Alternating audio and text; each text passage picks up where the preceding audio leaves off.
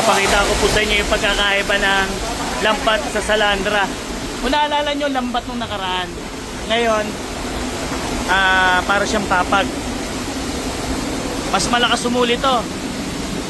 Sa isang gabi, kaya niyang humuli ng 10,000 kilos na isda. Isang gabi lang po.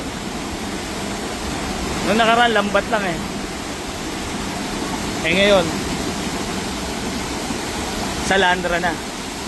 Kung makapansin niyo mamaya, daming isda dyan.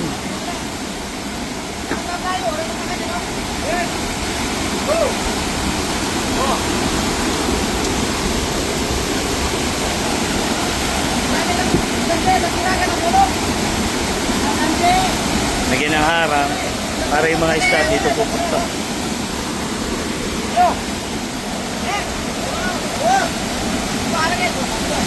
Ayan na.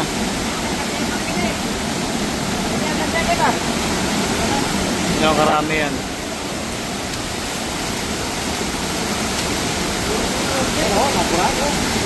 Tentayin nyo, ang dami yan.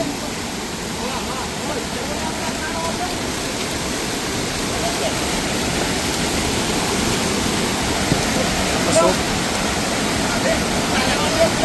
Oo, yan o. Kahit na yan, maiipon yan, dadami yan. Ayan, parami na ng parami oh.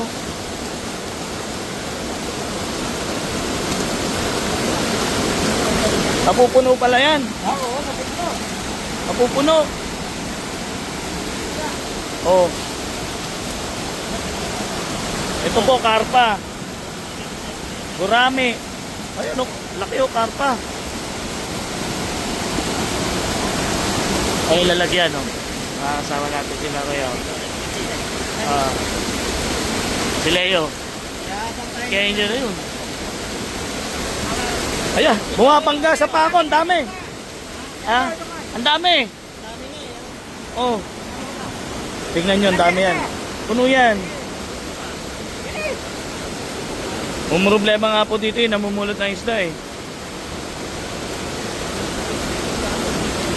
Sariwa-sariwa oh. Alam nyo po ba yung isda na yan? Oh. Oh. Grabe. Ayan oh, dami na. Oh. Mabubukas pa lang yan.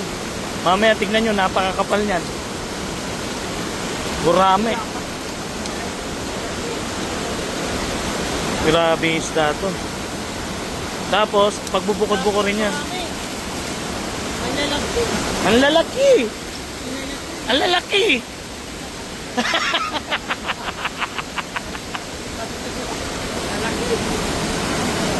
Galing yan, no? Mas epektibo po to para doon sa bukatot. Opo. Yung mga isda, ang dami, oh. Tingnan yung pilis dumami, oh. Oh. Ipilian naman ngayon. Puro gurami kinukuha niya, oh. Nung bagong bukas po to, talaga sila hindi magkalulan dito sa pwesto na to. Talagang napupuno. Ay, laki ng dalag oh. Lumalaban pa siya oh. Ayun. Ayun oh. Oh, gaganda ng gurami oh. Sariwa. Oh.